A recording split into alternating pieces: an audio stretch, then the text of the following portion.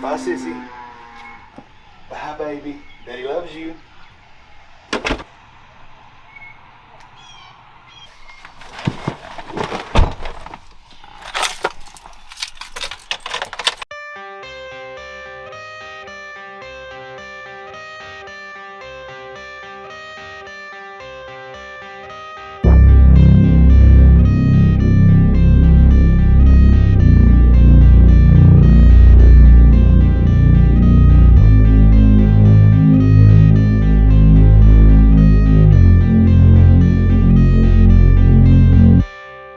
I heard that you were the first person to put a TriState skull on the back of your truck. That's not a rumor, that's the truth. It's truth. Yeah. We were back in Tennessee when I first started. He bought those first 8 red trucks, I think 32 through 39. Yeah. And he had some of them on some of them. I think Critter had one like on the side of the sleeper, and Cricket had one on the side window, and I was in the shop and Troy said, "Here, put this on your truck." So I got it and I was looking around, it didn't look right nowhere. And I put it on the front of the hood. I said, "Hey Troy, so what do you think about this?" He stepped back and he said, "I like that." I said, "Oh really?" So now, like I think like 300 trucks later, it was all Troy's idea. That's golden. But no, the first day I started, Troy come walking up to me, I had my pickup in Tennessee. He said, "Hey, put this on the back of your pickup." I said, "I can do that." Yeah. So me and Dr. Pepper put it on with the wind blowing. That's why it's crooked like it is. Dr. Pepper's fault.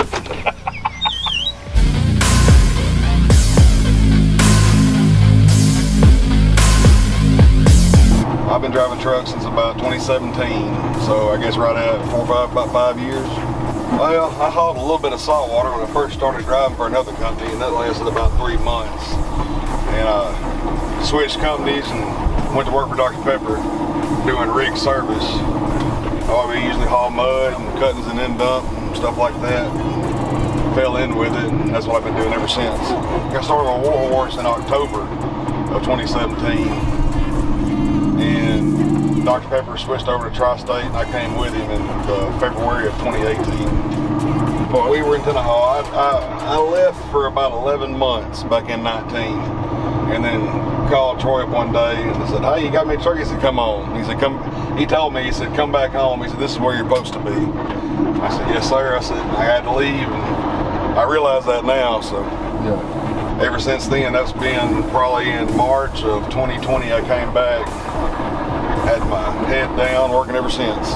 Been in the oil field for years before. I've worked for rental companies, and I used to check wells, being a pumper. And as far as Troy and them, I worked for another company for a few months before, and it's just completely different. There we slip seat and just hauled water, and I'm not about that. I mean, there's nothing wrong with hauling water. I'll do it if I have to, but I prefer rig service. Doing something different every day. It's monotonous going to the same wells, the same disposal, seeing the same disposal hands. They have us all over the place. I had to haul a load of flow back for Troy one time to Foley, Alabama.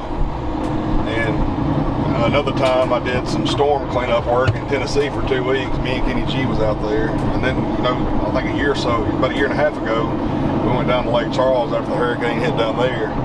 And we were down there for several weeks.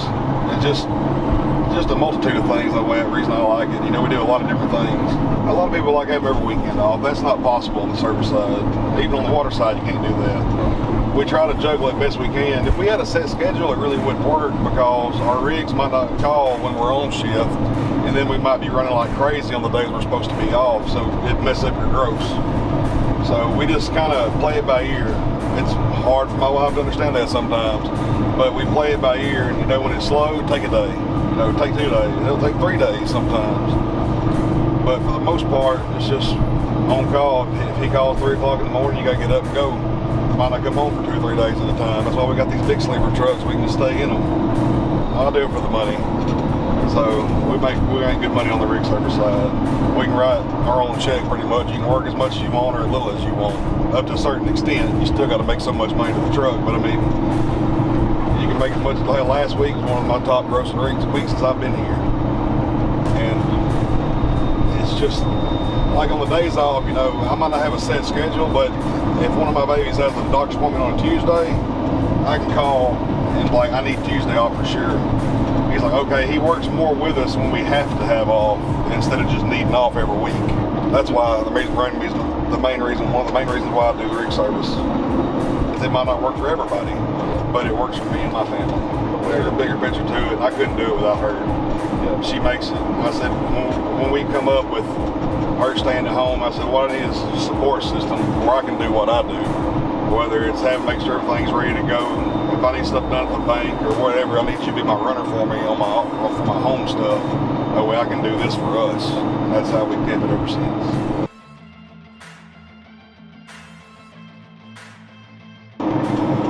It's got to be the trucks.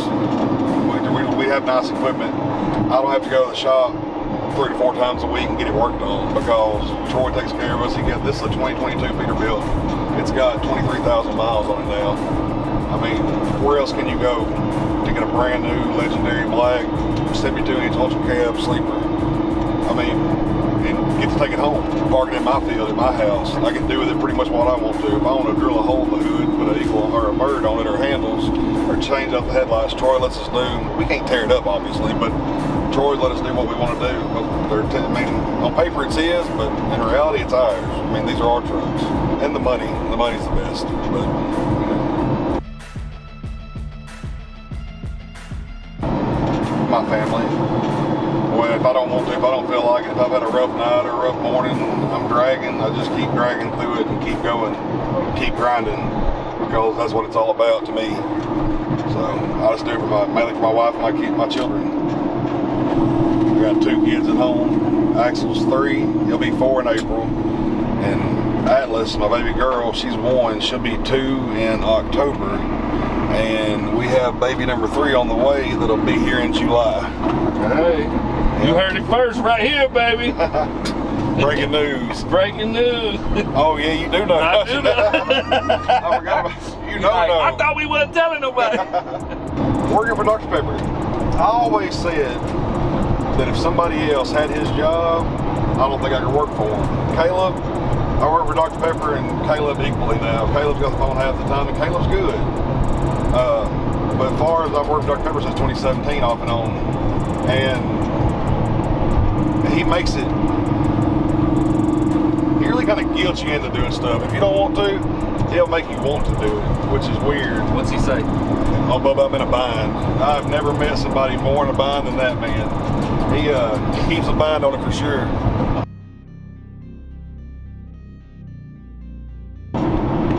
Miss Abby. Obviously, if you ever had to call one person to get something done, they ain't had to talk to nobody else. They could just do it. It's Abby.